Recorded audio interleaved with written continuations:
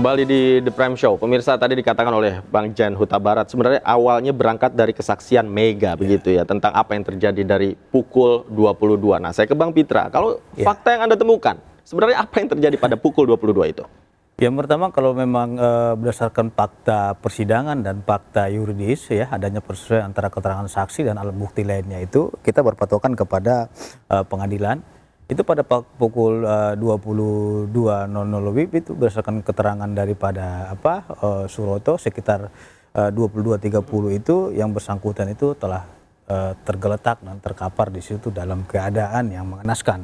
Dalam artian kondisi almarhum Pina ini sudah ada dipasangkan helm dan itu mukanya sudah babak belur dan berlumuran darah serta celananya itu melorot. Artinya dia yang memperbaiki langsung keadaan celana daripada almarhum Pina ini. Terus yang kedua, dari saksi korban Eki ini ya, almarhum ditemukan itu sudah meninggal dunia di sana. Nah, dengan muka yang sudah babak belur, dipakaikan helm juga.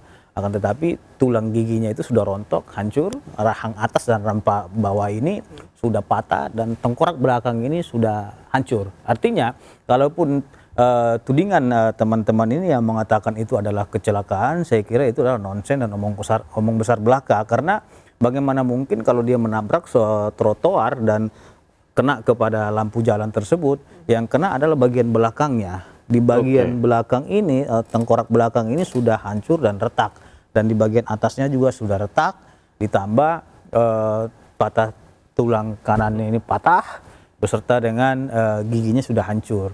Nah, kita lihat kondisi daripada sepeda motornya Bung Dapi. Bertepatan juga saya bawa ini. Boleh ditunjukkan gambar sepeda motor.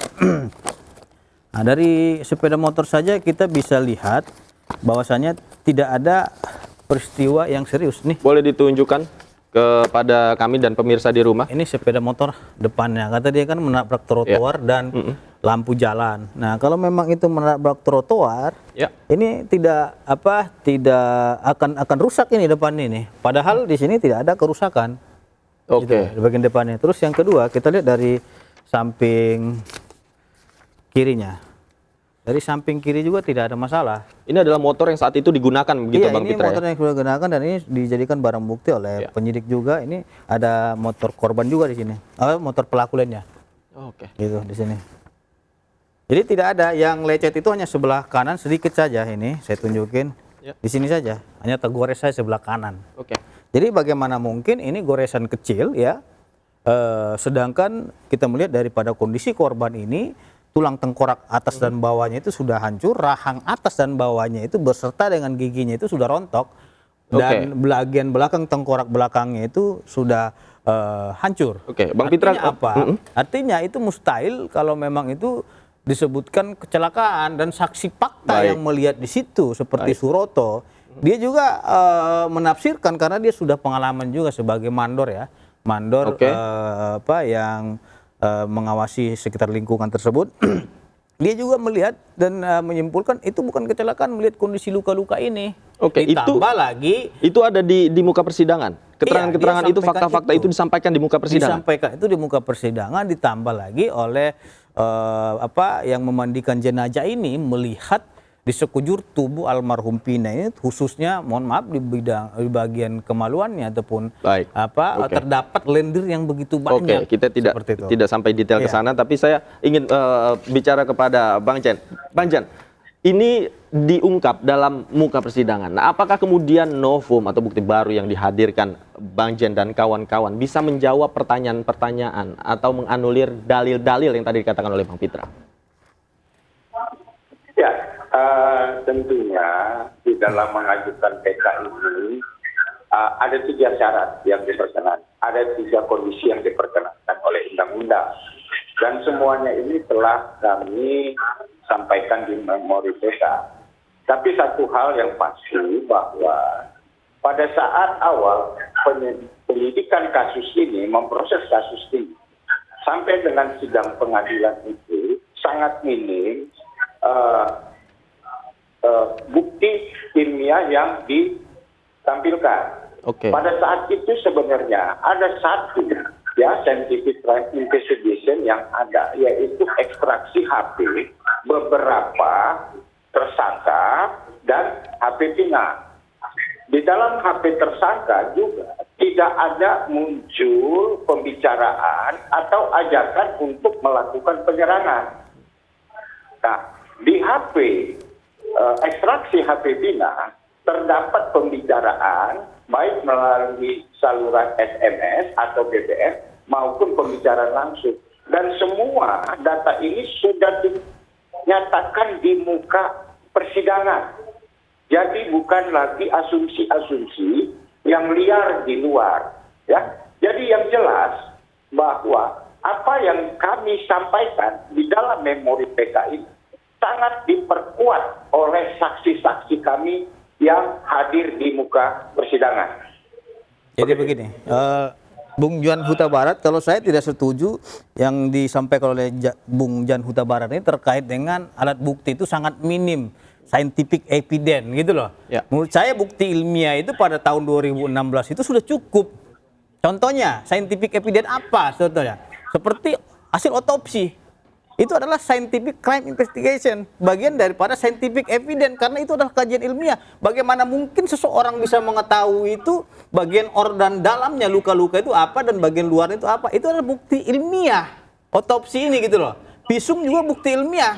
Nah, ditambah dengan ekstraksi data yang Bung Jan sampaikan itu sudah ada dalam berkas perkara. Tinggal lagi rekan-rekan PH ini kurang teliti dalam melihat berkas perkara. Semestinya pada waktu sidang pada tahun 2016 itu sampaikan saja. Ekstraksi kok sudah diajukan oleh penyidik dan itu sudah dilampirkan di dalam berkas perkara persidangan. Jangan juga karena memang teman-teman tidak bisa membuktikan di mana ketidakbenaran daripada penyidik ataupun jaksa penuntut umum dalam menuntut itu, tiba-tiba disalahkan penyidik ataupun jaksa penuntut umum. Tidak seperti itu konsepnya. Konsepnya itu adalah ekstraksi data ada di situ, hasil otopsi ada di situ, bukti-bukti ada di situ. Sebagaimana diatur dalam pasal 184, adanya bukti persesuaian antara keterangan saksi, ahli, terdakwa, dan petunjuk lainnya, sehingga hakim mengambil keputusan dan tidak ada keraguan sedikit pun hakim untuk menjatuhkan seumur hidup Bang Jan, silakan dijawab, Bang Jan.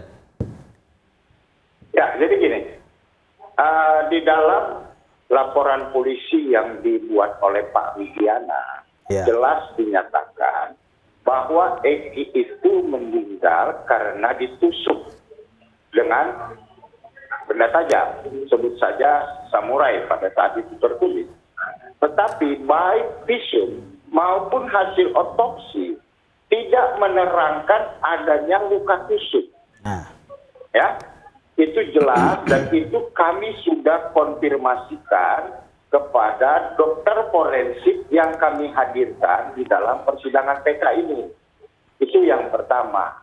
Terus yang kemudian yang kedua, bahwa pelaku utama di dalam kasus ini ya disebutkan di dalam dakwaan maupun di dalam putusan yang dijadikan pertimbangan bahwa yang menusuk saudara Eki adalah saudara Dani yang sampai dengan saat ini tidak jelas di mana keberadaan.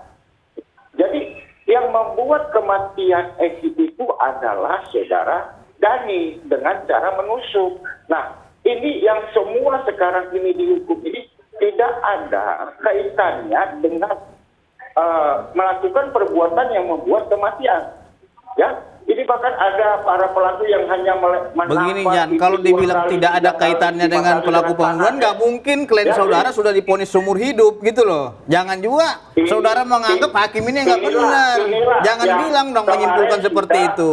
Yang inilah yang sudah dijelaskan. Terus satu lagi, seharusnya Jan Huta Barat itu membaca berkas secara keseluruhan. Tahu nggak itu keterangan yang disampaikan Rudiana itu keterangan testimoni di auditu dari keterangan Jaya dan Sudirman. Artinya apa? Tanya dulu klien saudara, pernah nggak dia menyampaikan kronologi dia kepada Pak Rudiana, gitu loh. Karena bertepatan saya juga penasihat hukumnya Pak Rudiana, makanya saya tahu persis bagaimana awal kronologi sampai diperiksa di muka persidangan sampai ada putusan pengadilan. Jangan juga kita melihat berdasarkan LP gitu, tidak. Lihatlah secara keseluruhan, keterangan saksi mana, yang mengatakan melakukan penganiayaan, pemukulan dan lain-lain. Klien saudara saja mengakui memukul. Nah, sekarang saya tidak mengakui. Bagaimana mungkin sekarang tidak mengakui dengan adanya film Pina Cirebon ini viral sehingga Oke, Bang bermunculan Pitra, kita saksi-saksi kasih yang liar kesempatan gitu. Bang Jan. Bang Jan, silakan. Saya berterima kasih kepada saudara Pitra akhirnya mengkonfirmasi bahwa ternyata Pak Rudiana itu membuat LP setelah mendapat tersangka. Makanya baca Berarti putusan diakui berdasarkan adanya proses. informasi yang disampaikan oleh Jaya dan Sudirman. Lihat dong putusannya. Di situ sudah dijelaskan Betul. bagaimana mereka Nah, bagaimana melakukan seorang perbuatannya. pelapor sudah bisa sebelumnya mengetahui para pelakunya. Mas, Itu yang kalau menjadi persoalan. contoh kecilnya aja, Mas, kalau motor Mas dicuri orang, tiba-tiba Mas nggak tahu pelakunya. Nah, diketemukan oleh pihak kepolisian, bahwasanya Mas juga nggak kenal itu. Mas tanya kepada dia, jam berapa kau mengambil motor itu? Oke. Ya seperti apa yang disampaikan, itulah yang Mas sampaikan. Kalau begitu, kita ini akan sungguh saja baik. dalam mengungkap kasus pidana seperti itu. Baik. Kita juga pemirsa juga susah untuk mengertinya kalau Iya. kalau bicara seperti ini. Tapi kita break dulu deh. Nanti Iya. saya akan kasih kesempatan satu-satu. Bang Pitra, jangan kemana-mana. Bang Jan juga jangan kemana-mana. Pemirsa Anda jangan kemana-mana. Kami segera kembali saja di berikut ini.